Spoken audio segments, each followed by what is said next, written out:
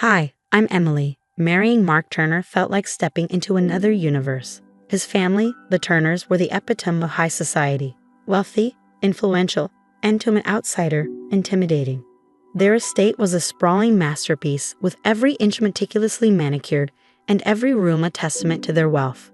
Walking through those halls, I felt like a character in a movie. It was breathtaking and, admittedly, a bit overwhelming.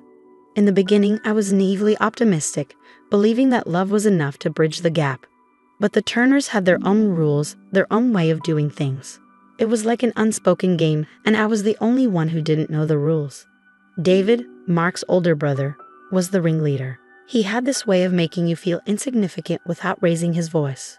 "So, Emily, this must be a big change from where you grew up, huh?"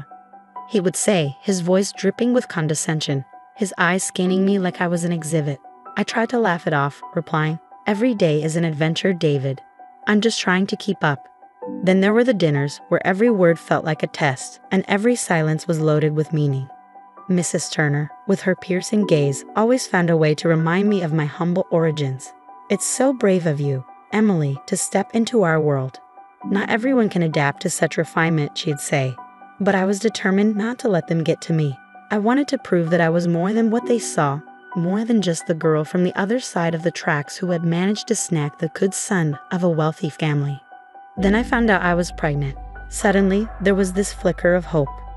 Maybe this baby would be the bridge between me and the Turners, something that would soften them and make them see me as one of their own. When I told Mark, his face lit up as if I had just handed him the world. "We're going to have a baby, Em. Can you believe it? You're going to be an amazing mom," he said. I clung to that optimism, thinking maybe, just maybe, this baby could change everything. But life has a way of not playing by your rules. Instead of bringing the family closer, the news of my pregnancy seemed to light the fuse of an already ticking bomb. The Turners had always been about wealth and inheritance, and my baby represented a shift in the balance they weren't ready for. David's animosity became more apparent. It started subtly, a snide comment here, a backhanded compliment there. "A baby, huh? Dad's going to have to rethink his will now." "Congratulations, Emily," he said once, his smile not reaching his eyes. The tension in the house grew thicker each day. I tried to keep my distance, but living under the same roof felt like being constantly watched by vultures, waiting for a carcass. One day, it all came crashing down. Mark was delayed at work, and I was alone with Mrs. Turner and David. The air felt heavy, charged with unspoken anger and resentment. The confrontation started over something trivial. I think I had moved a vase to dust around it, but it escalated quickly. "You think you can just come in here and change everything?" David's voice was cold, his eyes flashing with anger. "I was just cleaning, David. I didn't mean to upset anyone," I said, trying to keep my voice calm. "Cleaning? Or snooping around? We know your game, Emily. You're nothing but a gold digger trying to secure your child's future at our expense." Mrs. Turner chimed in, her voice dripping with disdain. I felt trapped, the walls of the opulent living room closing in on me. "That's not true. I love Mark, and this baby, our baby, is a blessing," I managed to say, but my voice was trembling. Then it happened. In a moment of rage, David stepped forward and pushed me. I fell hard onto the ground. The pain was immediate, and I knew something was terribly wrong. I lay there, cradling my stomach, as David and Mrs. Turner stood over me. There was a moment of shock on their faces, but no remorse. "Look what you made me do," David muttered, more to himself than to me. When Mark finally came home, he found me in a state of shock, bruises forming, tears streaming down my face. Between sobs and gasps of pain, I told him everything. Mark's reaction was a mix of horror, anger, and disbelief. He helped me up, his arms around me, his eyes burning with fury. "We're leaving, Emily, tonight. I won't let them hurt you or our baby anymore." We packed in silence, the air thick with unspoken words. As we drove away from the Turner estate, I felt a sense of relief mixed with deep, overwhelming sadness. But the worst was yet to come. At the hospital, the doctors confirmed our fears. We had lost the baby. The fall, the trauma, it was too much. Lying in that hospital bed with Mark by my side, everything felt surreal. The Turners, their estate, the wealth, none of it mattered anymore. All I could think about was the baby we lost, the future we had dreamed of, gone in an instant. Leaving the Turner estate was like stepping out of a storm into an uncertain calm. Mark and I were broken, trying to piece together our lives after the loss. We moved into a small apartment, a stark contrast to the grandeur we had left behind, but it became our sanctuary. Those first few weeks were tough. Mark threw himself into work, while I struggled to find my footing in a world that suddenly felt so different. We talked less, the silence between us filled with the unspoken grief of what we had lost. But amidst our sorrow, there was a glimmer of light. Mark's father, Mr. Turner. He was the antithesis of the rest of his family. Where they were cold, he was warm. Where they were calculating, he was genuine. He visited often, always with a kind word and a listening ear. "Emily, my dear, I'm so sorry for what happened. Your family, and you always will be," he'd say, his eyes filled with a sincerity that was rare in his family. His visits were a balm to our aching hearts. He never pushed, never pried, just offered his support and love. It was Mr. Turner who helped us see that life could still be beautiful, that we could rebuild from our loss. Then something miraculous happened. I discovered I was pregnant again. The joy was immediate, but so was the fear. The memory of our loss was still too fresh, too painful. But with Mark and Mr. Turner's support, I allowed myself to feel a cautious hope. Mark's face when I told him about the pregnancy was a mix of happiness and fear. "We're going to be extra careful this time, Em. I'm not letting anything happen to you or our baby," he said. Mr. Turner was overjoyed when he heard the news. "A new beginning," he said, his eyes shining with tears. "This child, Emily, is a blessing, a sign that life goes on, no matter what." But fate had a cruel twist in store. Just when things seemed to be looking up, we received the news.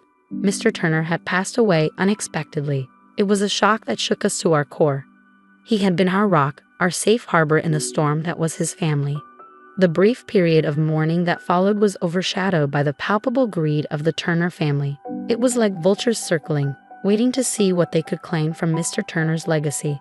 As we grieved the loss of a truly good man, it became clear that the battle for the Turner inheritance was just beginning.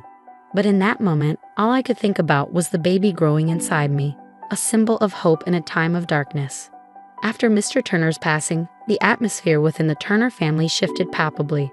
The solemnity of mourning was quickly overshadowed by a barely concealed eagerness for the inheritance. It was like watching actors in a poorly scripted play, their grief giving way to greed. Mark and I attended the reading of the will with a sense of dread. The rest of the Turner family was abuzz with anticipation, speculating about their shares of the estate. The lawyer cleared his throat, opening the will. You could have heard a pin drop.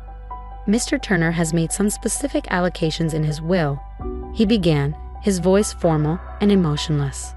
As the lawyer read on, shock rippled through the room. Mr. Turner had left a significant portion of his estate to me and our unborn child, ensuring our financial security and independence. David's face was a picture of disbelief and anger. "This can't be right. He's leaving money to her and her child." His voice was laced with venom. Mrs. Turner was equally incredulous, her shock mirroring David's. "But that's our inheritance. How could he do this?" David's voice seethed with anger, his eyes blazing with disbelief.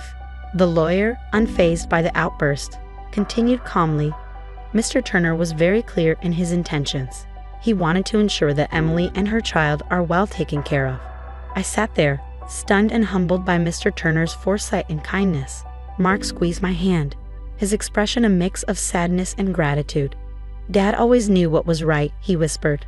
The rest of the reading passed in a blur, with David and Mrs. Turner exchanging whispered arguments and shooting angry glares our way.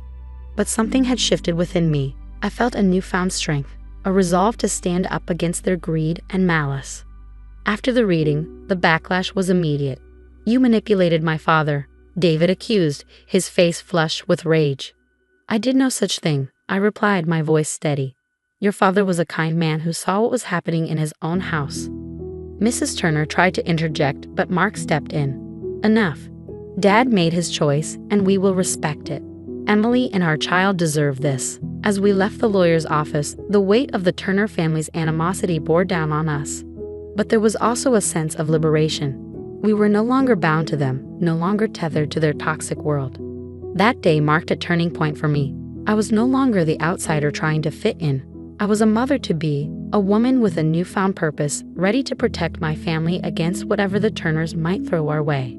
The birth of my son was the beginning of a new chapter in my life. After so much pain and loss, holding him in my arms felt like a piece of heaven had been handed to me. His tiny fingers, his soft cries, they were symbols of hope, of a future finally looking bright. Mark was an incredible father, his love and support unwavering. We named our son Ethan, a name that meant strong and enduring. It suited him, and it suited us.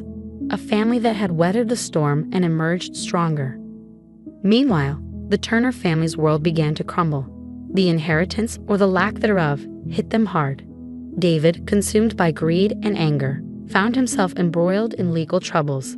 His shady business dealings, once overlooked due to his father's influence, were now in the spotlight. He faced lawsuits and financial ruin, his fall from grace a stark contrast to his former arrogance. Mrs. Turner's life took a downward spiral as well. Without the financial cushion she was accustomed to, her lavish lifestyle became unsustainable. The friends she once hosted with such grandeur began to distance themselves, leaving her in a lonely, self-made exile. As for Mark and me, we built a life filled with love and laughter, far from the toxic environment of the Turner estate. I started a small business, something I had always dreamed of but never had the courage to pursue. To my joy and surprise, it flourished. Mark found success in his career too, his integrity and hard work paying off. We were a team in every sense of the word, building a life on our terms, away from the shadows of the Turner legacy. One evening, as I watched Ethan play, Mark came up behind me, wrapping his arms around my waist. "We did it, Em. We made it through," he said softly. I leaned back into his embrace, a smile in my voice. "We did," I replied, "and we have so much to be thankful for." Looking back, the journey was anything but easy. There were moments of despair, of heartache, but there were also moments of incredible strength, of love that refused to be diminished.